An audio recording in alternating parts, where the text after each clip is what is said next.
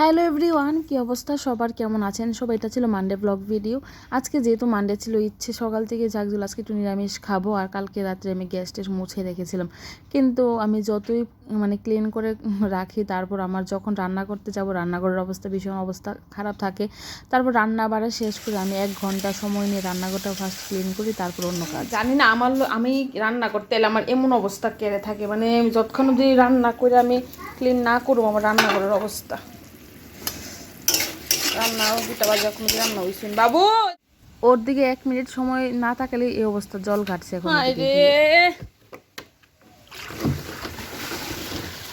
তুই যে একটা করস রে, সারাক্ষণ খালি জল জল জল।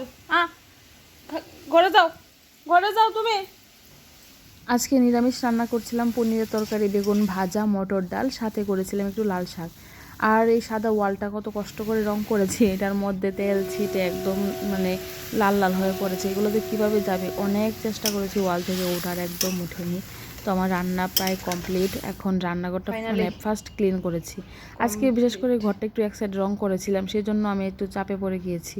একসাথে এতগুলো কাজ কিন্তু আসলে করা যায় না। শখের জিনিসটা এমনি ভাঙলে কিন্তু বাবা মাথা নষ্ট হয়ে যাবে। তুমি ভাঙছো কেন? এটা ভেঙেছিস কেন তুই? হ্যাঁ, আবার রাগ করে আছিস? এটা কেন ভাঙলি তুই? এটা কে ভেঙেছে? মামু ভেঙেছে। আর ঘরটা কেন নোংরা করছিস? এদিকে আসো।